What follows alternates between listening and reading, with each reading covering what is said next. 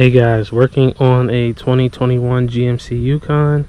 We're going to be replacing the front pads on this truck. Let's get started. To begin, these are all 22 mils. Break them on the ground. Then we're going to jack it up. I'll show you a jack location. That is the best jacking point I've found. It's a nice big motor mount spot, and I have my jack stands right here. The truck is so tall that I can't even put them on the stands without the tires touching the ground. But jack location, jack stands right there. Let's remove the wheel. For removing the last two, I'm going to do this, swing the wheel this way. Good, to give us access to that caliper. And then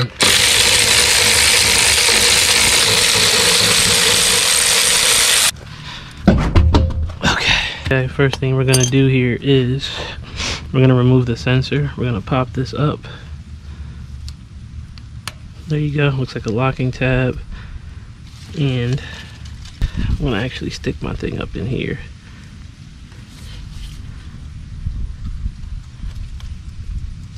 There you go. And pull that out. Put my little pick tool on the little locking clip right here. Basically, just get it up in there and pop it up. We have a retainer clip. We're just going to spin this. Alright, so we can access this, and we're just going to put it here. And just pull it out, just like that. Here. Pull it out, just like that. Now, can usually hit these, but I don't need to. And just remember that this orientation faces up, but hold on. Little thing here, and just pull on out. Good, that's out. This one here too.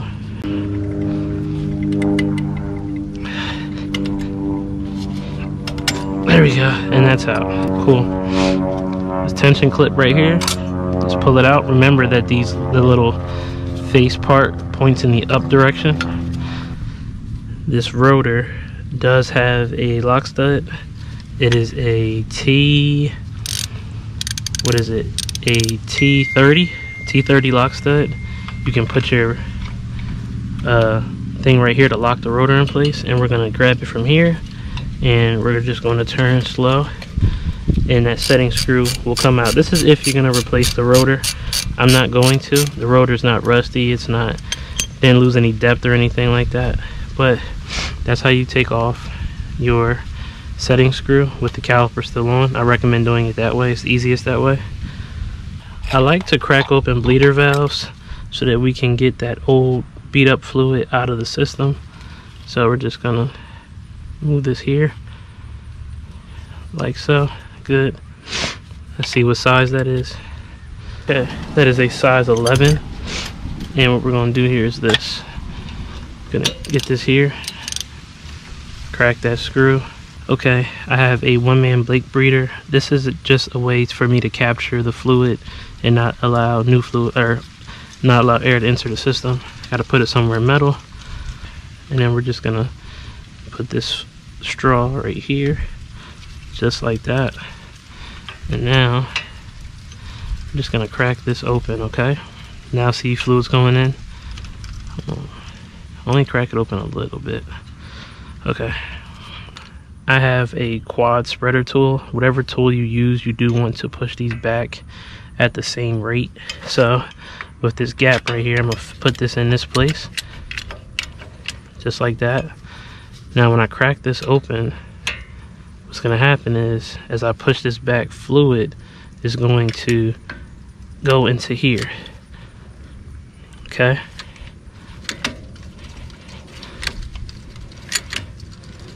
just keep on pressing. This one side is not moving for me. There we go, now she's moving. Just gonna get rid of that old fluid. And notice it just keep on going back. Then when there's enough gap, squeeze them in here like this, and repeat the process. Just keep on going until it don't go no more. Good. Gonna pull you off. Good. And that, all that fluid we got out. It's a new truck, so the fluid's not dirty, but just a way of evacuating that old fluid out of the system. Just gonna snug this back down.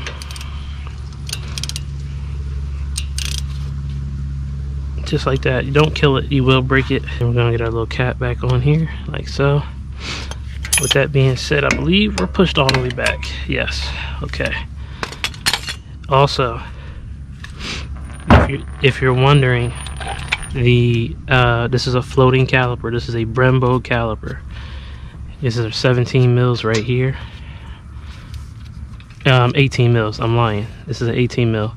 I will recommend you move this out the way.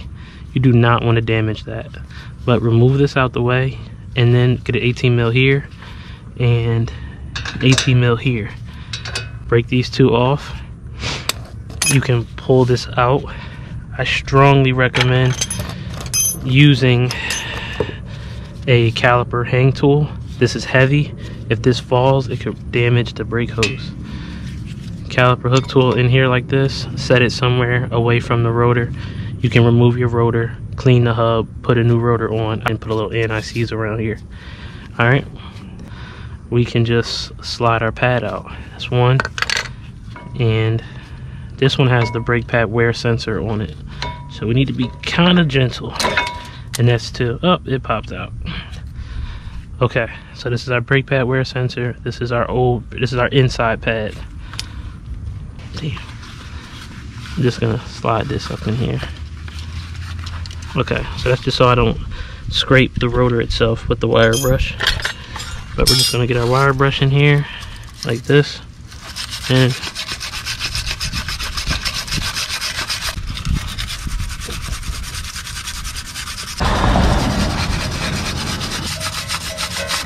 all right, and everything is cleaned up. Good. So compare your parts. Same size, everything is identical. Cool. Now, what's cool about these brake pads are, I put the part number 2. They are Duralast. It's similar to the disc quiet stick I like to use on the back of backing plates to mitigate any noise. These brake pads come with that. So we're gonna remove this here and pull that up. It has like a stick on it, okay? And what it does is it'll attach to here and then mitigate any noise. I use a slight amount of copper NICs here.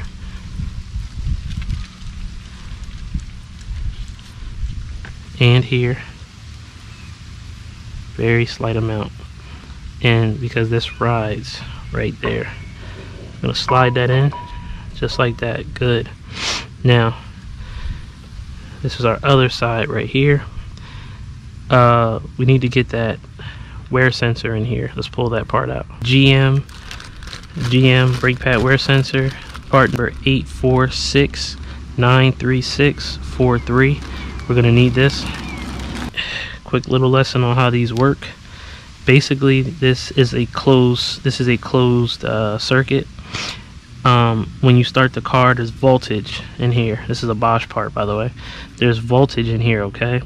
Lets the car know that this is working properly. When the brake rotor breaks this nub off here, right, it'll cut the circuit and then it'll get a open circuit, and that's what lets the truck know that you need new brake pads. All right, good. Notice this, you got it, orientation is important. I'm gonna stick it in here just like this. Okay, perfect. See that right there? That's how you want it. Here, a little bit here. Good, okay, good. Good.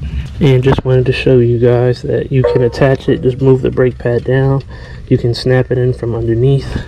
Okay, now with that being done, we're going to get our new sensor here.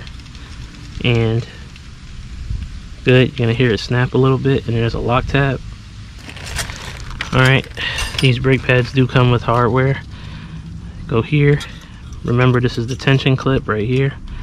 1, 2, here and here. We're gonna get this here, slide it through. just like that. And just make sure that this hooks underneath of that clip. We're in here. Good. And good. Everything's in here as well. Clip this here. Good. We're underneath of that clip. Good. Just like that. In there. In there. And money. Money, money, money. Alright. Get our little locked pieces right here. That's in.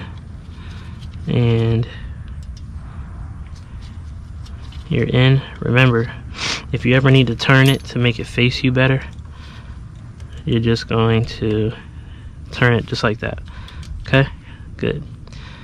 Now, with that being said, we have our new brake pad wear sensor installed, new brake pads, new hardware, new clips. Now we can put the wheel back on, we can get in the vehicle, and we can reset that brake light. Let's get into it.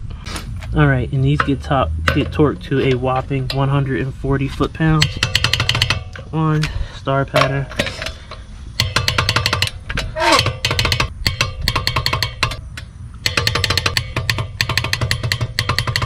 Alright, let's get inside the vehicle.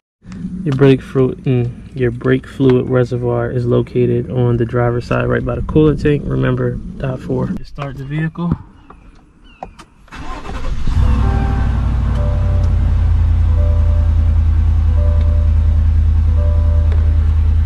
Alright.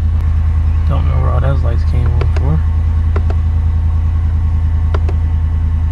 Yes, we have new brake pads detected. Yes, brake pad monitor. Why is it saying service brake pad monitor? Okay, that should be it, but let me see what's going on here. Alright, it has to do about the brake pad wear sensor. So I'm just going to erase this.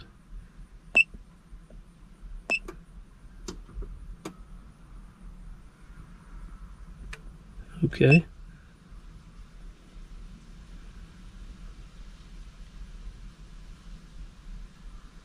Okay, hold on, let's try this again.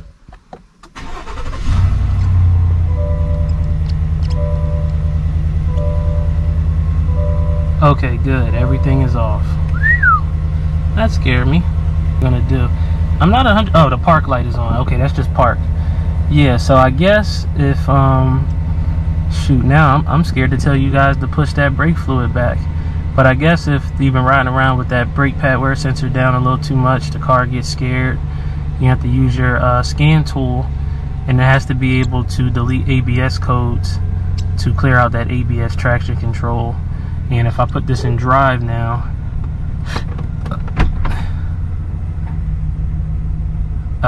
we got the parking brake on. Hold on, you guys. Here we go. Parking brake is right here, and that's off. We're in drive, and we're good to go. So thanks for watching, you guys. Till next time, out.